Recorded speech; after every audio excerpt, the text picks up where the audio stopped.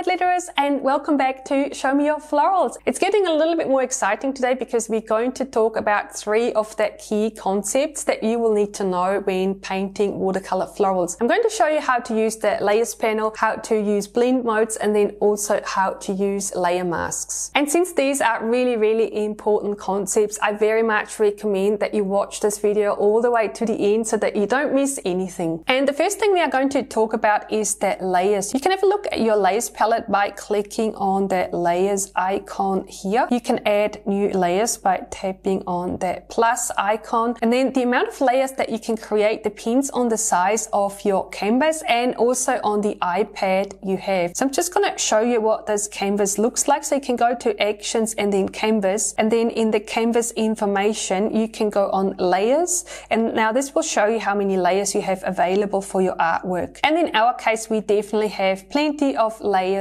available. When I was studying graphic design, we were taught to always name our layers, and of course you can do that in Procreate. So you can tap on the thumbnail of the layer and then tap rename. So maybe we'll call this base, so this can be our base layer, and then we can drag that layers around as well in a stack like this.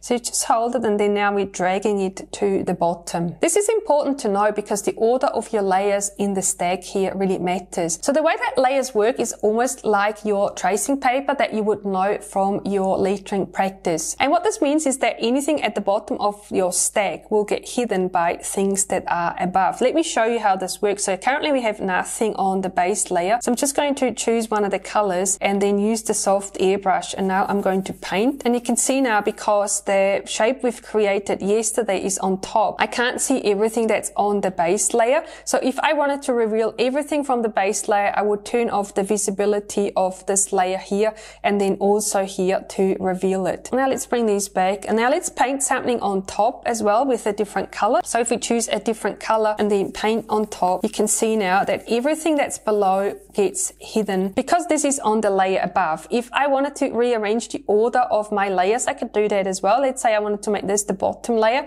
I can drag it down, and now you can see that this is at the bottom and everything that's on top is now getting revealed. And then we have some more options with these layers as well. So when you tap on that flyout menu, you see a number of options appear here. And for example, you can clear the layer. So this clears anything that's currently on this layer. And this is also why it makes it so important to have different layers, because it means you can delete part of your artwork without destroying everything else. So I didn't want those 2 shapes anymore, which means I can just clear them, but this doesn't affect the layers below. And then another thing we can do with these layers, let's say we are happy with this, we can merge them as well. So you can tap on the layer and then merge down. And so now these combines the 2 layers into one object that we can move around independently. But of course this means now if you're not happy with the red or the green, you won't be able to change this individually anymore. So I always recommend to leave the layers separate, unless of course you're running out of layers or you're completely happy with the 2 elements living on the same layer. And then the next concept with layers that is quite important to remember as well is something that we call alpha lock. And alpha lock can be activated by 2 fingers swiping to the right. You can also activate it by tapping on the layer thumbnail and then selecting alpha lock. You can see here it's got a tick, so that means it's selected. You can also unselect it,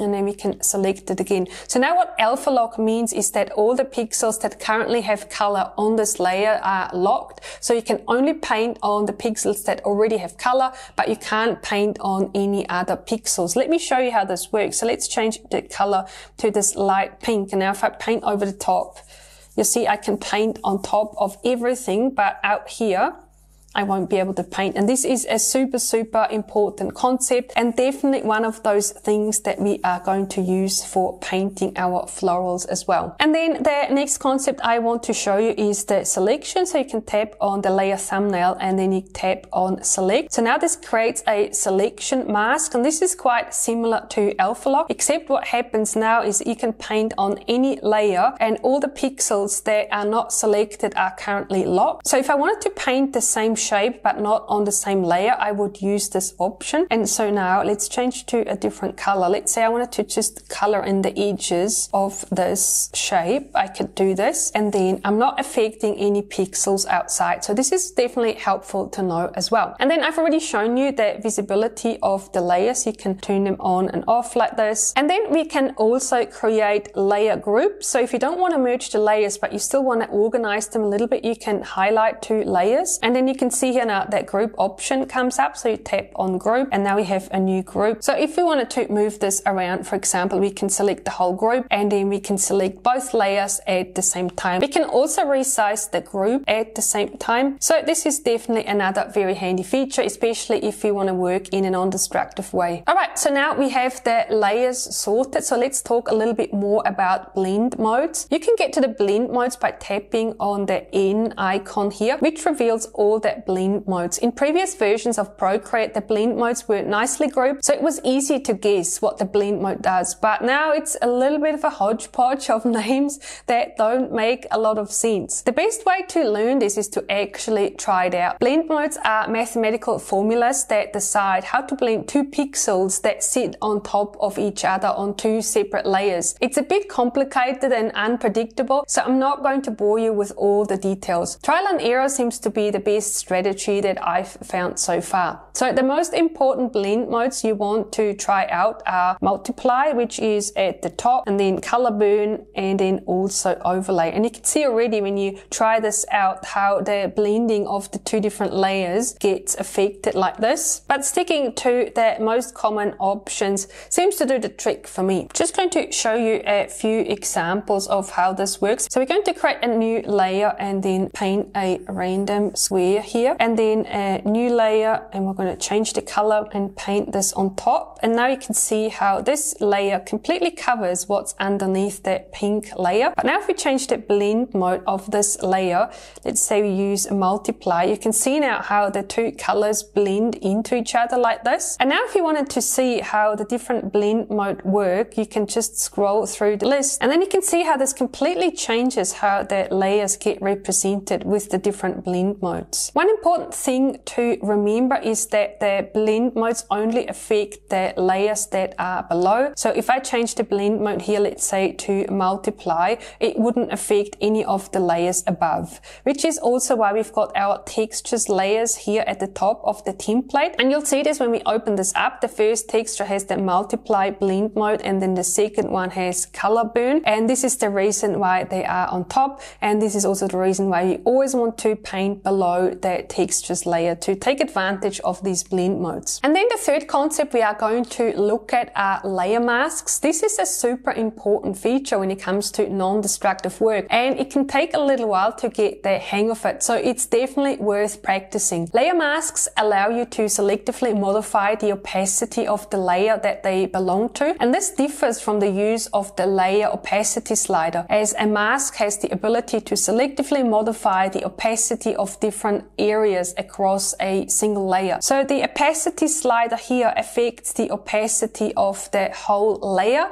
but the layer mask only affects the parts that actually have the mask. And I know this sounds a little bit complicated, so let me show you how this works. So let's tap on the layer thumbnail and then tap on mask. And you can see now here there is a new layer inserted, which is called layer mask. And you can also notice that this is currently all white. And the reason why it is all white is because everything is currently revealed. The way I like to remember this is that white reveals and black conceals. And you can see here also when we go to the color wheel, we can't actually select any colors. We can only select different variations of black and gray all the way to white. And so this is really nice because it means you can erase part of the layer. But then if you make a mistake or later on maybe you decide that you wanted these pixels back, they are not gone forever, but they are just hidden. So now if I turn the visibility of the layer off, you'll see that we've got everything back and everything is still intact. So this is a very, very powerful feature when it comes to working non-destructively